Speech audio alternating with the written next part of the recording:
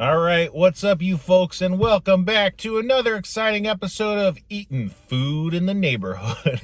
um, I don't know. I follow a bunch of restaurants and food accounts on Instagram, and they posted about, I don't know, some sort of like pop-up collaboration for like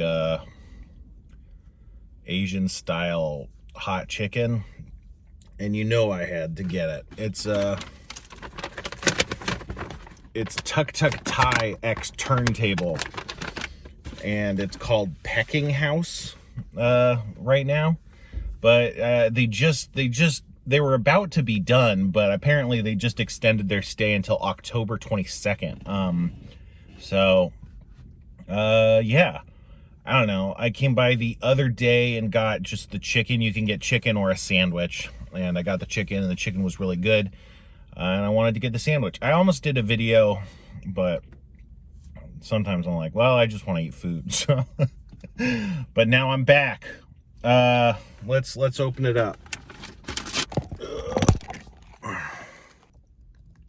Look at that.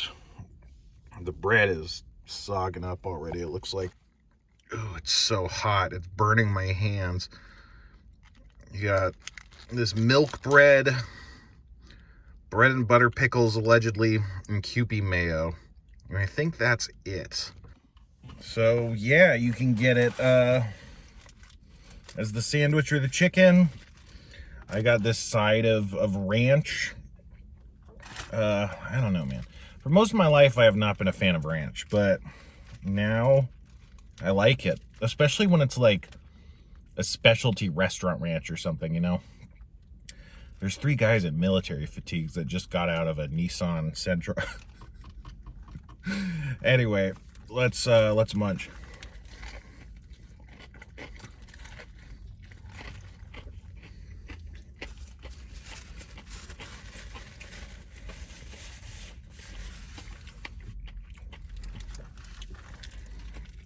It's real good. I don't know. I have a lot of critiques, but it's really good. You know, you ever do that? Maybe I'm just a miserable person. The first thing that leaps out is the chicken is just really unique. I don't know what kind of peppers they're using, but it definitely has kind of like a Thai pepper, kind of Asian kind of pepper flavor. I don't know if it's like Sichuan peppercorns or what, but it's not nearly as spicy as a lot of hot chicken. I'd say it's like less spicy than ghost pepper, or maybe on par with ghost pepper. But it is a really nice level of spice. It's like intense and you're feeling it, but it's not like I gotta drink a whole gallon of milk or I'm gonna have to sit on the toilet for several hours.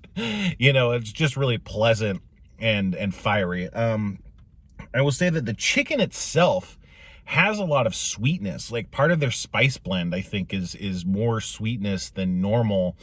And there's a little less salt, but not in a bad way. Like I complain about the salt problem, and this has less salt, but it doesn't have the salt problem. It has more of this, again, kind of like an Asian flavor profile that prioritizes like sweetness a bit over salt, if that makes sense. And it's real good. This is chicken thigh meat, which is great. So I think that the bread, it's just a bit too thin. Like you could see it's kind of it's already like melted through in that little spot.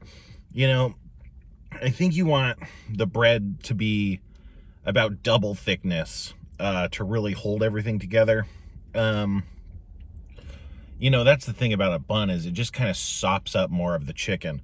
And bread and butter pickles are really sweet, and they don't have a lot of vinegar to them.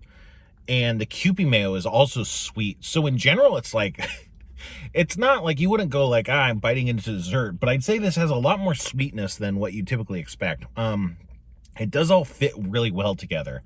I think like it all works. I've had like pickles that are kind of sweet, like bread and butter pickles, but also have a bit more tang to it. And I can't help but want that a little bit. Because, yeah, the Kewpie mayo, it adds a little bit of tang too, but I kind of want a bit more. But, you know, in terms of showcasing the chicken, I think it's almost less of like a sandwich, which is like a cohesive experience, It's almost like it's chicken presented with accoutrement that like really pluses up the chicken and showcases the chicken, if that makes sense. You know, like a burger is more about the fusion of all the ingredients and how they all hit together than it is like just the meat. But just the meat is good too, you know. Jesus Christ. So to address the tang situation, I'm gonna try this ranch to dip it in.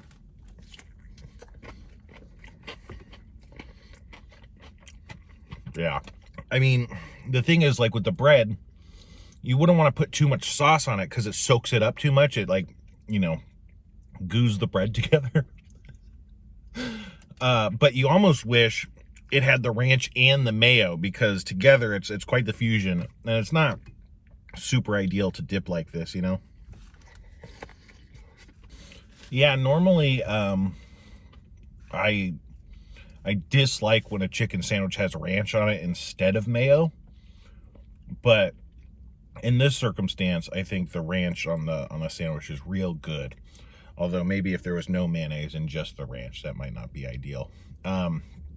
But yeah, just really unique, I think, you know. I just love Asian flavor profiles, and I think this is like a really solid kind of, you know, twist on a classic in a way that I don't really see very often, you know. It's not even like red chili either, you know, the way that like Korean chicken wings are, you know. It's a very, very distinct pepper forward kind of flavor, and it's just really nice. Honestly, I feel weird giving chicken like 5 forks when Howlin' Ray's exists. The last time I got Howlin' Ray's, it wasn't that great, and so it's kind of sent my whole world into a tailspin. I don't know what I'm gonna do. I don't know how I'm gonna live like this. But yeah, I don't know. I think this is 3.5 forks. That's not right though. It's with like elite level chicken, you're already on such a high, like I'm just thinking of like, this is nothing like fast food places that I've rated 3.5 forks. You know, it's way better. So I guess 4.5 forks. Yeah, 4.5 forks. It is really good, but I think the kind of combination presents some flaws that don't wreck the experience, but when you're eating it, you're like, could tweak this or that. But it comes together very well. It works very well. I don't know. You know, maybe I'm just a shithead. Get the fuck out of here.